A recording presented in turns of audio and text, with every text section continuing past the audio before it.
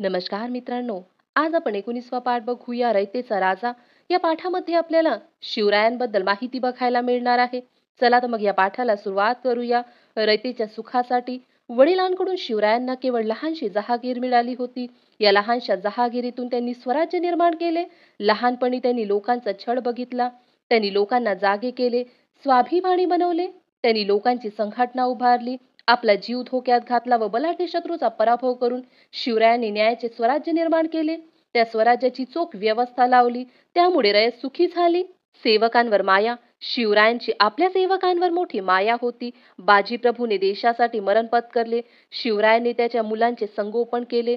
तानाजींनी देशासाठी आत्मबलिदान केले. शिवरायांनी स्वतः त्याच्या गावी जाऊन रायबाचे लग्न केले. रायबाला आपल्या मायेचे छत्र दिले. आग्र्याच्या कैदेत मदारी मेहतर याने आपला जीव धोक्यात घातला. शिवरायांनी त्याला शेवटपर्यंत अंतर दिले नाही. प्रतापराव गुजर याने स्वराज्यासाठी आत्माहुती दिली. शिवरायांनी त्याच्या मुलीचे लग्न आपला दुसरा मुलगा राजारामाशी केले.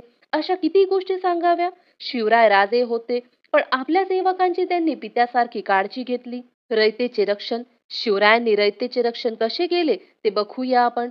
शाहिस्ता खान स्वराज्यावर चालून आला त्यावेळची गोष्ट.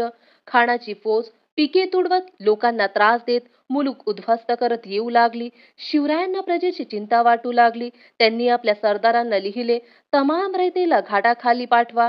जेथे सुरक्षित जागा असेल तेथे लोकांना पाठवा. आळस करू नका. या कामासाठी रात्रीचा दिवस करा. गावोगावी फिरा. लोकांना आसरा मिळवून द्या. मुघलांनी लोकांना कैद केले तर ते पाप तुम्हाला लागेल.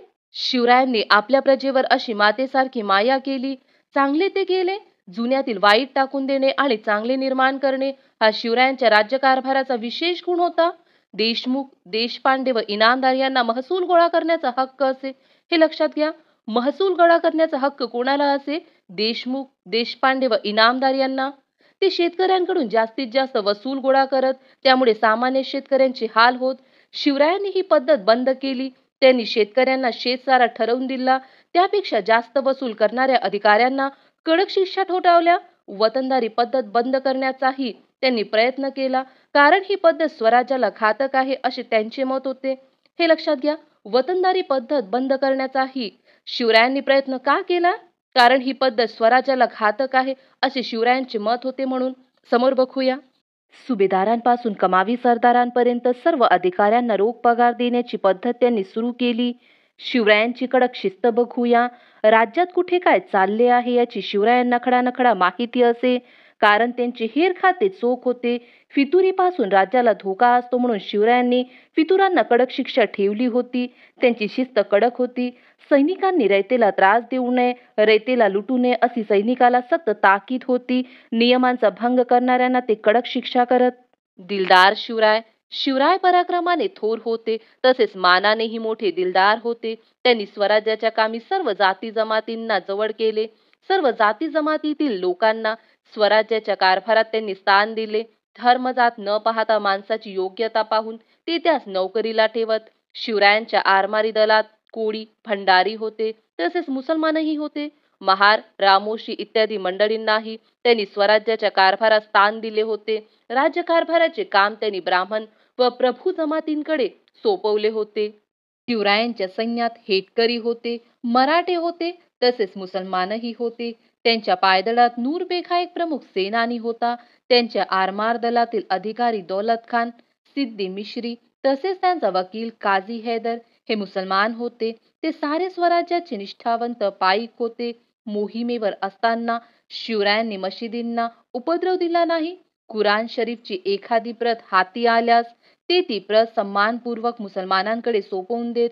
लढाईत हाती आलेल्या कोणाही स्त्रियांच्या अब्रूस त्यांनी कधीही धक्का लागू दिला नाही. उदार धार्मिक धोरण. शिवरायांचे धार्मिक धोरण उदार होते. कोणी मुसलमान म्हणून ते त्यांचा द्वेष करत नसत. कोणी धर्म बदलला पण पुन्हा त्याला स्वतःच्या धर्मात परत यावे असे वाटले तर ते त्याला दूर लोटत नसत. बजाजी नाईक निंबाळकर हा शिवरायांचा मेहुणा होता. तो विजापूरच्या आदिलशहाच्या चाकरीत होता. आदिलशहाने त्याला स्वतःच्या धर्मात घेतले. बजाजी विजापुरात राहू लागला. त्याला काही कमी नव्हते, पण आपला धर्म बदलला याबद्दल त्याचे मन त्याला खाई. त्याला वाईट वाटे. एके दिवशी तो स्वधर्मात परत आला तेव्हा शिवरायांनी त्याला दूर लोटले नाही, त्याला जवळ गेले. नेतूजी पालकर याची हकीकतही अशीच आहे. नेतूजी पालकर याचा धर्म बदलला, पण नंतर त्याला स्वधर्मात येण्याची इच्छा झाली. तेव्हा शिवरायांनी त्याला दूर लोटले नाही, त्याला स्वधर्मात घेतले. त्याची हकीकत अशी. नेतूजी पालकर यांची हकीकत बघूया. नेतूजी शिवरायांचा सेनापती होता. तो मोठा चपळ व शूर होता. नेतूजी म्हणजे शिवरायांचा उजवा हात. लोक त्याला प्रतिशिवाजी म्हणत. हे एक लक्षात घ्या, प्रतिशिवाजी कोणाला म्हणत? नेतूजी पालकर यांना म्हणत. एक दिवस शिवरायांवर रुसून नेतूजी मुघलांना जाऊन मिळाला. शिवराय आग्र्याहून निसटून महाराष्ट्रात आले. त्या सुमारास मुघलांनी दक्षिणेत नेतूजीस पकडून बादशहाकडे पाठवले. बादशहाने त्याला आग्र्यास पाठवले. नेतूजी आग्र्याला गेला. बादशहाने त्याला मुसलमान केले. नेतूजी पालकर आता मुहम्मद कुली खान झाला. एक नाव लक्षात राहू द्या, नेतूजी पालकर मुसलमान झाल्यावर त्यांचं नाव काय होतं? मुहम्मद कुली खान. यावर आपल्याला प्रश्न विचारला गेला आहे म्हणून लक्षातच राहू द्या. मुहम्मद कुली खान हे नाव कोणाचं होतं? नेतूजी पालकर यांचं होतं. जेव्हा ते मुसलमान झाले होते तेव्हा तो बादशहाची चाकरी करू लागला. बादशहाने त्याला काबूलच्या मोहिमेवर पाठवले. तेथे त्याने पराक्रम गाजवला. 10 वर्ष लोटली. एकदा बादशहाने दिलेर खानाबरोबर नेतूजीला शिवरायांवर पाठवले. तो दक्षिणेत आला. नेतूजीचे धर्मांतर झाले असले तरी शिवरायांना व महाराष्ट्राला तो विसरला नव्हता. त्याला आपले पूर्व आयुष्य आठवले. त्याचे मन उचंबळून आले. त्याच्या मनात स्वराज्याची व स्वधर्माची प्रीती जागी झाली. एक दिवस मुघलांच्या छावणीतून निघून तो थेट शिवरायांजवळ आला आणि म्हणाला, मी परधर्मात गेलो, पण मला आता स्वधर्मात यायचे आहे. मला नाही का पुन्हा स्वधर्मात येता येणार? शिवराय म्हणाले, का नाही? तुमची इच्छा असेल तर तुम्ही पुन्हा स्वधर्मात येऊ शकाल. नेतूजी विनवणी करून शिवरायांना म्हणाला, मग मला हिंदू धर्मात घ्या. शिवरायांनी शास्त्री पंडितांची बैठक भरवली. ते म्हणाले, पंडित हो, मला धर्मात ढवळाढवळ करायची नाही, पण नेतूजी पालकरांना पुन्हा स्वधर्मात यायचे आहे. त्यांना दूर लोटणे हा धर्म नाही, त्यांना जवळ घेणे हा धर्म आहे. शिवरायांनी नेतूजी पालकरला पुन्हा स्वधर्मात घेतले. पुढे नेतूजीने पुष्कळ वर्ष स्वराज्याची सेवा केली. या ठिकाणी हा पाठ संपतो. आपण यावरचे प्रश्न बघूया. शिवरायांनी रिकामी जागा पद्धत बंद करण्याचाही प्रयत्न केला. याचं उत्तर तुम्ही कमेंट करून सांगा मला. नेतूजी पालकर शिवरायांचा रिकामी जागा होता. काय होता? सेनापती होता. शिवराय फितुरांना शिक्षा का करत? याचं उत्तर बघूया आपण. शिवराय फितुरांना शिक्षा करत कारण फितुरीपासून राज्याला धोका असतो, म्हणून शिवरायांनी फितुरांना कडक शिक्षा ठोठावली होती. समोरचा प्रश्न बघूया. शिवरायांची सैन्याला कोणती सक्त ताकीद होती? याचं उत्तर बघूया आपण. शिवरायांची सैन्याला सक्त ताकीद होती की सैनिकांनी रयतेला त्रास देऊ नये, रयतेला लुटू नये, अशी सैन्याला सक्त ताकीद होती. समोरचा प्रश्न बघूया. शिवरायांची सेवकांवर माया या पाठामध्ये बघितलं आहे आपण. शिवरायांचे उदार धार्मिक धोरण, शिवरायांनी रयतेच्या रक्षणाची घेतलेली काळजी सुद्धा बघितली आहे आपण. या ठिकाणी हे प्रश्न संपते. या ठिकाणी आपण थांबूया.